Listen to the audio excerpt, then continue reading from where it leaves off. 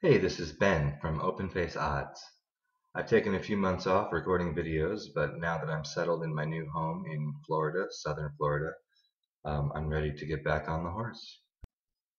So what I'd like to talk about today is a straight flush down here. The article is called Sticky Straight Flush. So how long should you stick to your straight flush draw? And this is the third article I've written on flushes in Pineapple OpenFace. The first one, Don't Rush the Flush, here talks about not setting this 8, setting it in the middle, and so on. Anyway, that article is on the website, which you can check out if you'd like. And then I wrote another one looking at another spot, again, splitting these jacks into the middle. And what are the odds, after that I'll get there on my flush. And generally, it looks like optimal set is to split those jacks, take them out of the flush, because there's plenty of opportunities to make your flush throughout the hand. So getting back to the new article, I'm talking about a straight flush draw. Okay. So here's the situation. It is the second pull. So after I set 2 of these 3 cards, I'll have 6 more to choose from. Then, as you can see, the king could complete a flush back here, which would obviously beat this back row.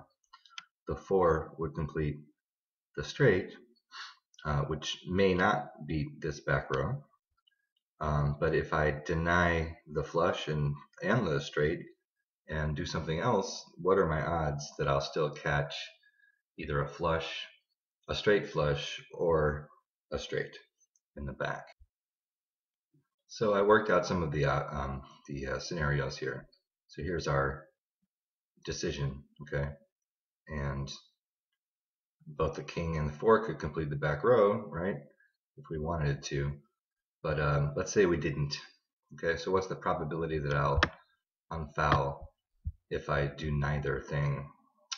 So if I leave it as is, the back row, okay, adding nothing right now with 6 cards remaining to see, then the probability that I hit my actual straight flush is 18%, which isn't great, but it's not 2%.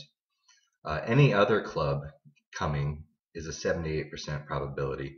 If you look up here, there's no other clubs on the board, so I'm assuming there's 8 live clubs.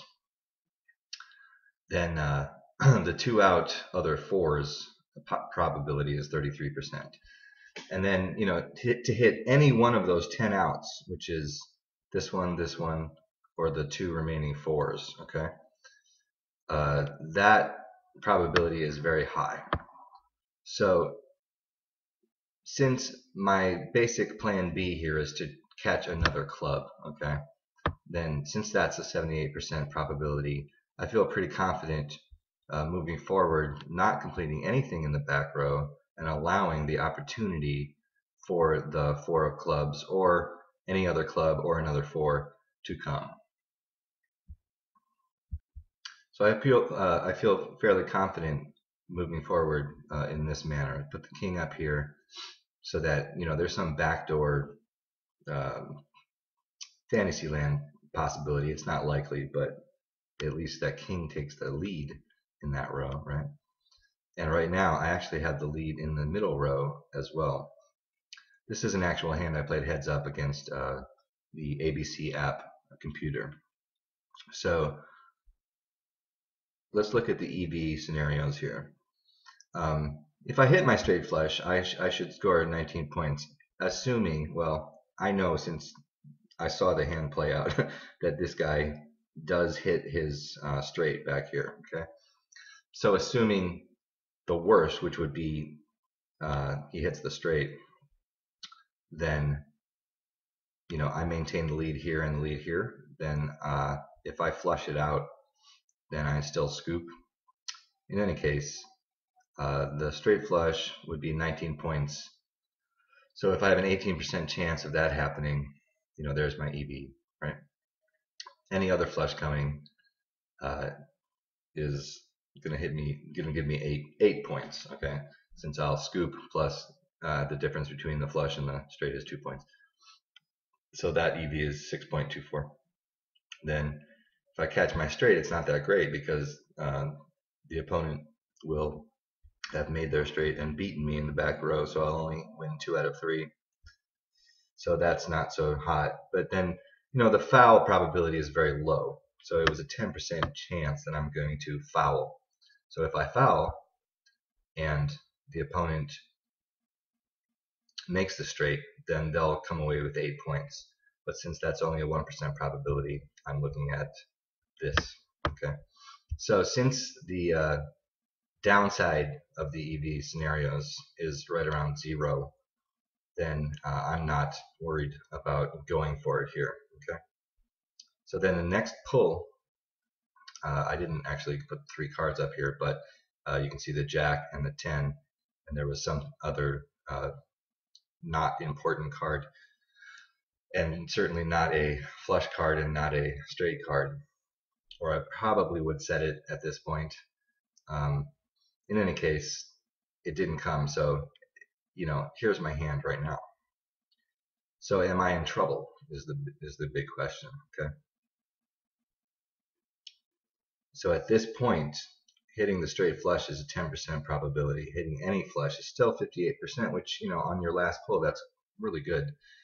And then hitting any one of the 10 outs that I still need, which still are live, is still 75, near 75%. So we're looking at a 3-to-1 probability that I'll be okay here. All right.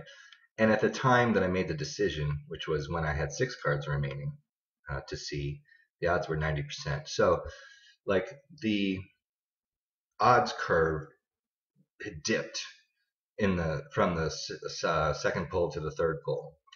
But since the odds curve was so high above 0 in the first place, it's not likely that it's going to end up at 0, okay? Or even at under 50%.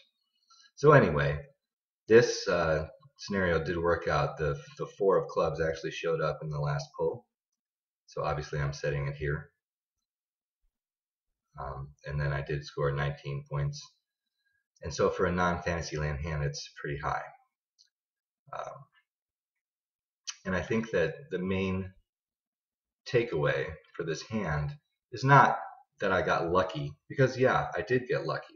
I will freely admit that an 18% chance to hit the straight flush card was a very low probability.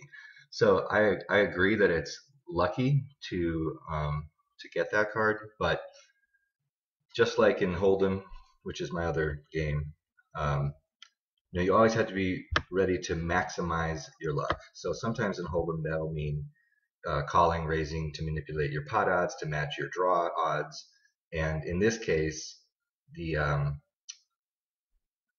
maximizing your luck factor came from refusing an early opportunity to just throw any flush down, which would have been the king high flush. Okay. So in open face, in Hold'em, you're just going to get the flushes you get. You don't have options on the flushes. But in Pineapple, especially open face, you have a lot of options. So you're seeing 17 cards. So you're going to have many different flushes that you'll be able to work with conceivably. So there's our final hand.